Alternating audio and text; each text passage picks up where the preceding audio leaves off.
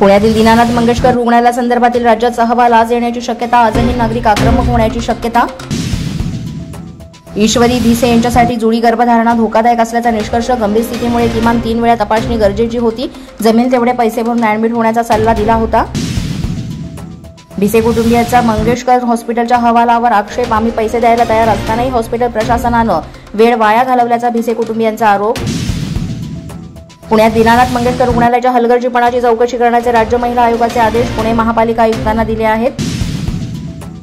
भाजपच्या महिला आघाडीच्या आंदोलकांवर गुन्हा दाखल. डॉक्टर सुश्रुत घैसास यांच्या अश्विनी नर्सिंग होमची तोडफोड केल्याप्रकरणी अलंकार पोलीस ठाण्यामध्ये गुन्ह्याची नोंद. आज मुख्यमंत्री फडणवीस पुणे दौऱ्यावर. रामनवमी निमित्त कार्यक्रमाला उपस्थित राहणार. त्यानंतर एडीएसके जैन यांच्या अमृत महोत्सवाला हजेरी लावणार.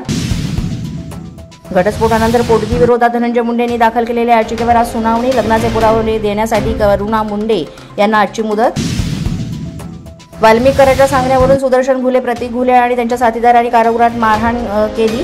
महादेव गीते, राजेश वाघमोडेंचे कारागृह अधीक्षकांकडे तक्रारपत्र. सर्व प्रकार सीसीटीव्हीत कैद झाला असून त्यांच्यावर गुन्हा दाखल करण्याची मागणी.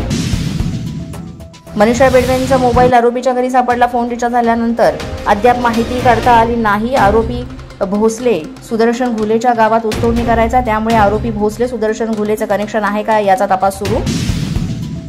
प्रशांत कोरटकरचा कळंब कारागृहातील मुक्काम आणखी 2 दिवस वाढला. कोरटकरच्या जामीन अर्जावर 7 तारखेला होणार सुनावणी.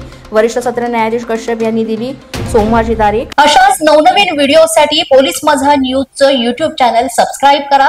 तसंच आमचं फेसबुक, इंस्टाग्राम आणि ट्विटर अकाउंट फॉलो करा. अधिक माहितीसाठी आमच्या www.polismazhanews.com या वेबसाईटला भेट द्या. पाहत रहा पोलीस माझा न्यूज.